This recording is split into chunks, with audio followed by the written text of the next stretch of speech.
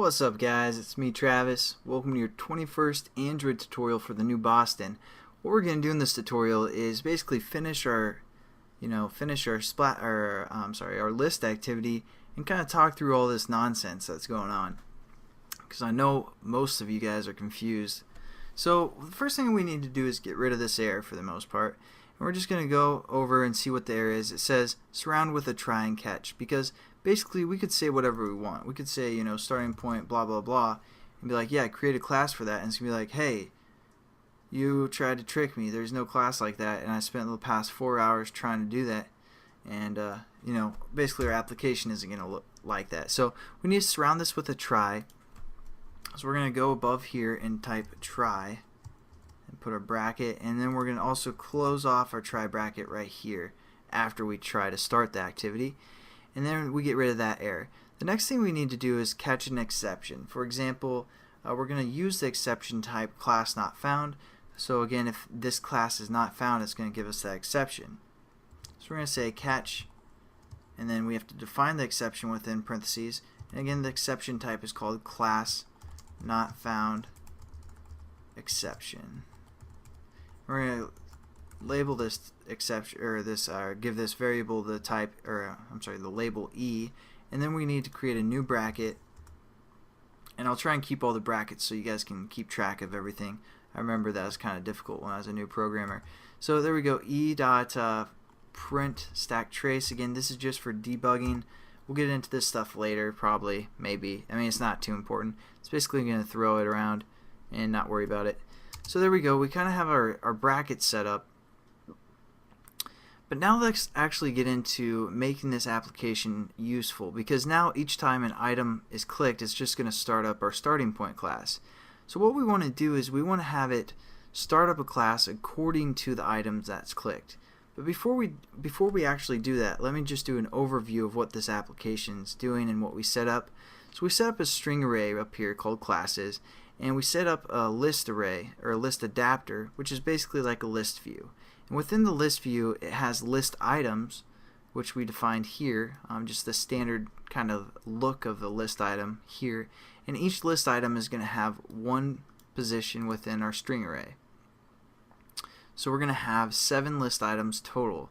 And when any of those list items are clicked, it's going to call this onListItemClicked method. And it's also going to give us some information. It's going to give us basically which list view was clicked. It's going to label that L. It's going to tell us which view is clicked. It's going to label that V. And the most important one that we're actually going to use, it's going to tell us the position of within the list view that was clicked. And basically that's going to coincide with the position of our string array, so we know kind of the text that was clicked as well.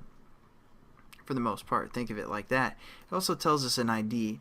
So what we're going to do is go right within these brackets here, and we're going to set up a new string. We're just going to call this string local class, or I don't know, we're going to call it cheese, just so we don't have to think and all that good stuff. So what we're going to set this string equal to is basically, we're going to say like our classes array that we set up at the beginning, and we can set it up to something like 4, for example. And basically what this would be equal to, or this is the 4th position within our class array up here. So we have position 0, 1, 2, 3, and 4. So basically it's the same thing as saying, at the moment it's the same thing as saying this. So we don't want to actually do that, but that's kind of how this variable is going to work. Our cheese variable is going to be equal to just one spot of our classes array. But since we're getting the position, it's giving us that data, we can use this variable that they called position within this class. Oh, I'm sorry. And we want to also move this string below the super line right here. So I'm sorry for that. But okay, there's our string variable, and we can use this position kind of data that's being passed in. So we can just say position within here, because again it's an integer, so it's going to tell us what position was clicked. So now cheese equals basically the position. So the 0th position was clicked, this cheese variable is going to equal starting point. The 5th position was clicked, it's going to equal example 5.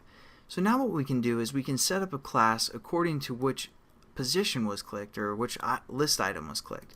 So we can do that by using this string variable, because again, this class method basically is using a string within its parentheses.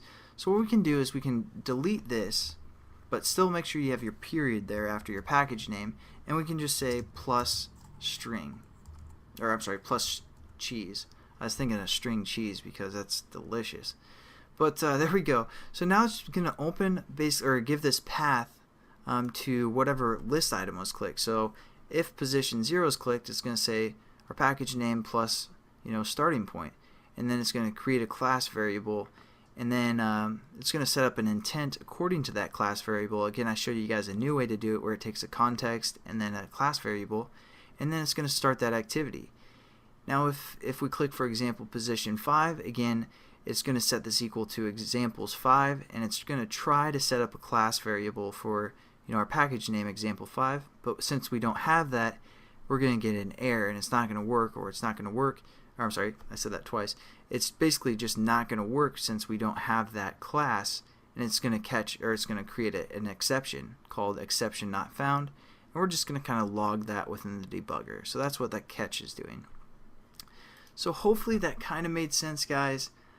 But that's kind of how you can use Java by, instead of typing a ton of lines of code, you can just kind of use these or get some information from a method and then use it within there to do that. The only other thing we're going to do real quick is set this up in the manifest. So we're going to go into the manifest, and I must have been messing around with this, so just going to fix it real quick. Your manifest should be looking like this. And so what we're going to do is we're just going to copy the starting point activity and paste it again below. And we're going to change this to our new class called menu. We're going to give this the action name menu. Then what we're going to do is we're going to open our splash class up here and change, instead of it starting up the starting point class, we want to start up this menu class. So we're just going to use the action name that we just set up in the manifest. So there you go. Now our application should be working. I'm just going to test it out, make sure I don't get any errors. And again, I know guys, I know this is probably confusing. You probably don't understand everything, or maybe even 5% of that list activity you guys understand. Don't worry, because it's going to get easier. We're going to get into some simple stuff in the next tutorial. So thanks again for watching, but there we go. We have our list activity started, and if we click like examples 1, 2, 3, it's not going to do anything. It's going to throw that exception. But if we click starting point, it's going to open up our starting point class. So, and again, we did that through setting up a class variable instead of using the action name. So thanks again for watching, guys. I'll catch you in the next tutorial. Have a good one.